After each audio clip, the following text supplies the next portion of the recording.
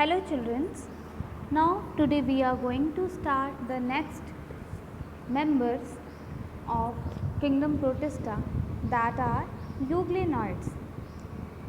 Most of them are unicellular, मतलब एक cell वाले होते हैं. ठीक है, इनमें पिगमेंट्स पाए जाते हैं. कौन कौन से pigment? Chlorophyll A, chlorophyll B और कैरोटीनॉइड्स. मतलब ये पिगमेंट पाए जा रहे हैं तो ये कैसे नेचर के हैं? फोटोसिंथेटिक टाइप हैं, यानी कि सन की प्रेजेंस में ये अपना काम कर लेते हैं. और जब सन नहीं होता है, मतलब डिप्राइव होता है, एब्सेंट होता है, तो ये हेटेरोट्रॉपिक की तरह बिहेव करते हैं और प्रेडेटिंग द स्मॉलर ऑर्गेनिज्म. छोटे छोटे ऑर्गेनिज्म जो होते हैं उनको खा के अपना पेट भरता है. तो ये इसका स्ट्राइकिंग फीचर हो गया कि जब लाइट रहती है तो ये फोटोसिंथेटिक की तरह बिहेव करता है, और जब लाइट नहीं रहती, मतलब सनलाइट गायब हो जाती है रात के टाइम, वो क्या करते हैं, कैसे हो जाते हैं? हेटेरोट्रॉपिक नेचर के हो जाते हैं. ठीक है, कौन? यूग्लेनॉइड्स. इसके बाद हम बात करते हैं किसकी? इनकी न्यूक्लियस की, सॉरी थैलाकॉइड्स की. तो थैलाकॉइड एक डिफरेंट टर्म है, ये आपके क्लोरोप्लास्ट में पाया जाता है. ठीक है, तो इसके बारे में हम बाद में डिस्कस करेंगे, क्योंकि आगे फोटोसिंथेसिस वाला चैप्टर जब आएगा तो उसमें इसकी डायग्राम हम पढ़ेंगे. तो थैलाकॉइड टर्म आपको समझ में आता है. ये ऐसे क्वाइन की तरह स्ट्रक्चर होते हैं जो कि ऐसे किस में पाए जाते हैं? आपके क्लोरोप्लास्ट में. ठीक है, इसके बाद ये फूड किस फॉर्म में स्टोर करते हैं, ये भी अगर आप लर्न करना चाहें तो लिख सकते हैं.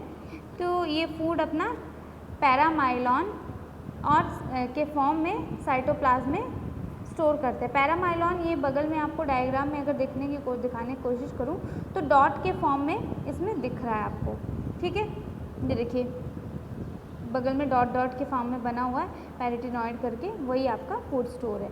ठीक है, इसके अलावा मीजोकैरियोटिक न्यूक्लियस है इनका. कैसा है? मीजोकैरियोटिक मतलब कि छोटा होता है और डिप्राइव्ड होता है. ठीक है, इसके अलावा न्यूक्लियस जो है काफ़ी ज़्यादा कंडेंस नहीं होता है. इसके अलावा 2 इक्वल फ्लैजिला इसमें पाए जाते हैं. कैसे फ्लैजिला? 2 अनइक्वल फ्लैजिला, मतलब एक छोटा और एक बड़ा फ्लैजिला इसमें होता है. ठीक है, इसके अलावा ये फ्लैजिला क्या करते हैं? इनको मूव करने में मदद करते हैं. किस में मदद करते हैं? मूव करने में. तो एक फ्लैजिला आपको यहाँ छोटा सा दिखेगा और एक ये बड़ा सा आपको दिख रहा है. तो ये फ्लैजिला किस में हेल्प करता है? इनके मूवमेंट में मदद करता है. ठीक है, तो इसके साथ साथ इनमें सेल वॉल नहीं पाई जाती है. और इसके बाद आई स्पॉट एक इनमें देखा जाता है. अगर आप लर्न करना चाहो तो लर्न कर लो, लेकिन अगर आपको लिखना है तो सिर्फ ऊपर के 4 पॉइंट्स आप लिख सकते हैं. इसके अलावा ये फ्लैजिला वाला पॉइंट आप लिख सकते हैं, ये वाला. ठीक है, तो इतना आप लिख लेंगे. इसके अलावा जैसे मैंने आपको एग्जांपल दिया था वैसे ही देखिए नोट्स के फॉर्म में मैंने आपके लिए प्रिपेयर कर दिया है. इसको आप अपनी नोटबुक में लिख लेंगे. ठीक, इसके बाद हम नेक्स्ट देखते हैं. बहुत सिंपल है. अब अगर आप चाहें तो एक दिन में आप 1-2 टॉपिक आराम से इसका लर्न कर सकते हैं. ठीक है, इसके बाद आपका आता है स्लाइम माउल्स. स्लाइम माउल्स नाम से ही पता चल रहा है कि कुछ इनकी बॉडी बहुत स्लाइमी सी होगी, मतलब जैसे सलाइवा होता है ऐसे चिपचिपा पदार्थ इनके बॉडी के ऊपर लगा होता है. ठीक है, तो ये माउल्स में आप यू बीच में इंसर्ट कर लीजिएगा. ठीक है, ऐसे बीच में यू डाल लीजिएगा. ठीक है, इसके बाद हम डिस्कस करते हैं इसके स्ट्रक्चर की. सेलुलर हो सकता है या फिर इसको ए सेलुलर भी बोल सकते हैं, मतलब एक सेल तक ही ये स्टेबल रहते हैं. ठीक है, इसके साथ साथ ये गैदरिंग फॉर्म में भी आपको दिख सकते हैं, मतलब कि इनमें क्या दिख सकता है? ये कॉलोनियल कंडीशन में भी ऐसे ऐसे आपको दिख सकते हैं, मतलब ग्रुप में भी दिख सकते हैं. ठीक है, इसके अलावा रिप्रोडक्शन कैसे करते हैं? ये सेक्सुअली रिप्रोडक्शन करते हैं. कैसे करते हैं? सेक्सुअली रिप्रोडक्शन करते हैं. मैं बुक के कुछ पॉइंट्स भी आपको बता देती हूँ.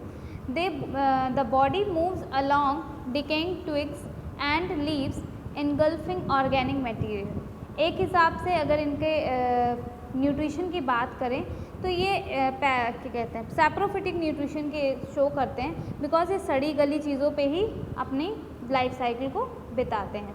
ठीक है, they form an aggregation called plasmodium which में grow and spread over several feet. ये प्लाज्मोडियम की तरह डेवलप होते हैं, मतलब डॉटेड डॉटेड ऐसे ऐसे स्ट्रक्चर डेवलप करते हैं. ठीक है, और धीरे धीरे ये पूरा फैल जाते हैं. ये आपको डायग्राम में ऐसे दिख रहा है. ठीक है, इसके साथ इनकी बॉडी जो होती है स्पोर्स प्रोड्यूस करती है, मतलब छोटे छोटे छोटे छोटे ऐसे ऐसे ऐसे, मतलब आपको दिख जाएगा ऐसे ऐसे, मतलब डॉटेड फॉर्म में स्पोर्स को प्रोड्यूस करती है। और वो डॉटेड स्पोर्स जहाँ भी उड़ के जाते हैं वहाँ पे नई इनकी कॉलोनी डेवलप हो जाती है। ठीक है, इसके अलावा the spore possesses true walls, इनकी जो स्पोर होती है एक ट्रू वॉल डेवलप करती हैं, बिकॉज कभी कभी ऐसा होता है इनको सड़ी गली चीज़ें नहीं मिलती, तो इनको वैसे ही पड़े रहना होता है, मतलब कि फूड मिलेगा तभी तो ये आगे सर्वाइव करेंगी। तो जब तक इनको फूड नहीं मिलता है तो ये अपने आप को खुद ही रिजर्व करके रखती हैं। ठीक है, इसके बाद इनमें जो और ख़ास चीज़ें मैं बताऊँ, they are extremely resistant and survive for many years under adverse condition, मतलब कि अगर इन्हें खाना पानी ना मिले तो कई लाखों सालों तक ये स्पोर्स इनको स्टोर करके रख सकते हैं। जैसे प्रिजर्वेटिव नहीं होता है, किसी चीज़ पे लगा दो तो कई सालों तक कोई चीज़ ख़राब नहीं होती, तो वैसे इनकी स्पोर्स के बाहर एक लेयर पाई जाती है जो बहुत ही ज़्यादा स्ट्रांग होती है और इनको कई सालों तक ज़िंदा रखने में मदद कर सकती है।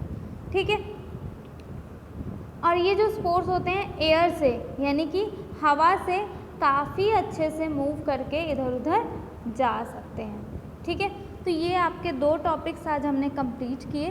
तो ऑलमोस्ट इसमें लास्ट जो बचा है वो है प्रोटोजोवन, जिसके बारे में हम कल डिस्कस करेंगे। प्रोटोजोवन थोड़ा लेंदी भी था, इसलिए आज मैं इसको कवर नहीं कर रही हूँ। तो आज आपका मेनली ये स्लाइम माउल्स और ये आपका यूग्लिनॉइड्स कंप्लीट हो गया। आप चाहे तो इससे नोट्स या फिर अपनी बुक की हेल्प से, जैसे ये नोट्स बने हुए हैं पॉइंट में, ऐसे आप लिख सकते हैं, कैरेक्टरिस्टिक, हैबिटेट और example.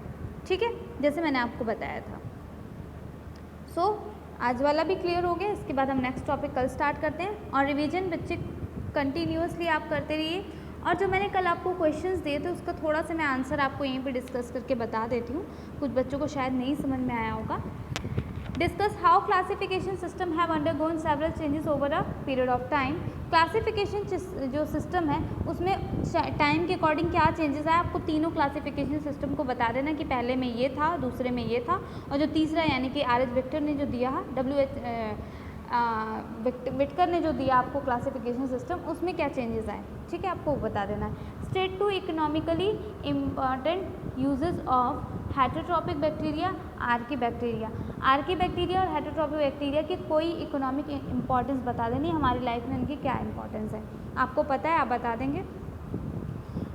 What is the nature of cell wall in diatoms. Diatoms की सेल वॉल का क्या नेचर होता है, वो बहुत डिस्ट्रक्टिव नेचर की होती है, आसानी से ब्रेक डाउन होकर टूट जाती है और रिप्लेस होती रहती है, जो कि जिसकी वजह से जो आपका सी बेड है काफ़ी ज़्यादा सिलिका डिपॉजिट कर लेता है। उस सिलिका को यूज़ करके हम अपनी इकोनॉमिक इम्पोर्टेंस, अपनी इकोनॉमिक रिक्वायरमेंट को कंप्लीट करते हैं। इसके अलावा 4th क्वेश्चन है, find out what do the term algal bloom and red tide signify. ये तो आपको पता है, एल्गल ब्लूम क्या होता है, पॉल्यूशन जहाँ पे ज़्यादा होता है वहाँ पे एल्गल ब्लूम बन जाते हैं, और रेड टाइड्स का है जहाँ पे आपकी रेड एल्गी ग्रो करती है, वो रेड पिगमेंट इतना ज़्यादा प्रोड्यूस करती है जिसकी वजह से जो टाइड्स हैं वो रेड कलर की हो जाती हैं। Thank you and that's all for today. 4 questions आपको लर्न भी होने चाहिए। ठीक है।